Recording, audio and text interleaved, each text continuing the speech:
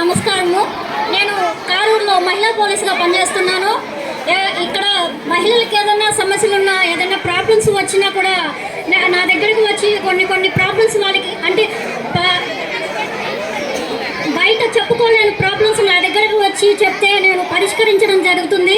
అటువంటివి కాకుండా పిల్లలకి స్కూల్లో అప్పుడప్పుడు అవేర్నెస్లు అనేవి ఇస్తూ ఉంటాము.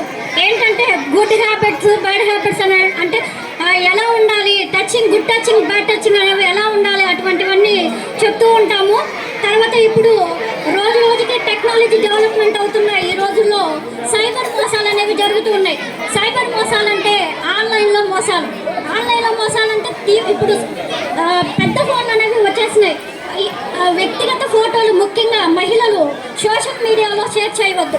లేడీస్ అనేవి పిల్లలు కానీ పెద్దవాళ్ళు కానీ సోషల్ మీడియాలో ఎప్పుడు కానీ మీ ఫోటోల్ని అదర్ పర్సన్స్కి మాత్రము షేర్ చేయవద్దు. ఆన్లైన్లో స్నేహాలు అనేవి చేసుకోవద్దు. తెలియని వారి వద్ద నుండి వచ్చే లింకులను క్లిక్ చేయవద్దు మరియు ఇన్వాల్వ్ అనేవి చేయవద్దు. చాలా మెసేజ్లు వస్తూ ఉంటాయి ఆన్లైన్లో, మీకు డబ్బులు వచ్చాయనేసి ఏ విధంగా ఏదన్నా ఒక నెంబర్కి ఫార్వర్డ్ చేయండి, క్లిక్ చేయండి అని చెప్తూ ఉంటారు. అటువంటివన్నీ ఏమీ నమ్మవద్దు, అసలు క్లిక్ అనేవి చేయవద్దు. కస్టమర్ కేర్ నుండి వచ్చే కస్టమర్ కేర్ నెంబర్ కోసం గూగుల్లో వెతకవద్దు. సంబంధిత అధికారిక వెబ్సైట్లో మాత్రమే చూసి నిర్ధారించుకోవాలి.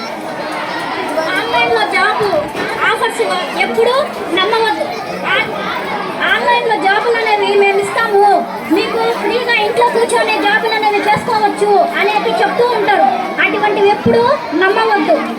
వ్యక్తిగతంగా ఏదైనా జాబ్ ఆఫర్లు వచ్చి మనం నమ్మి దాన్ని వ్యక్తిగతంగా పరిశీలించి మాత్రమే నిర్ధారించుకొని జాబ్ ఆఫర్స్ని మనము చేసుకోవాలి. ఆన్లైన్లో షాపింగ్ కూడా ఇప్పుడు షాపింగ్ వచ్చున్నాయి. మీషోలు అనేసి, ఫ్లిప్కార్ట్, అటువంటివన్నీ ఆన్లైన్లో షాపింగ్ చేస్తూ ఉంటాము. అటువంటివి కొన్ని నిర్ధారించిన వెబ్సైట్లో మాత్రమే మనం చేసుకోవాలి. కొన్ని అదర్ పర్సన్ సైట్లో మాత్రం మనము చేసుకోకూడదు. మీ యొక్క బ్యాంక్ అకౌంట్ వివరాలను కూడా కొంచెము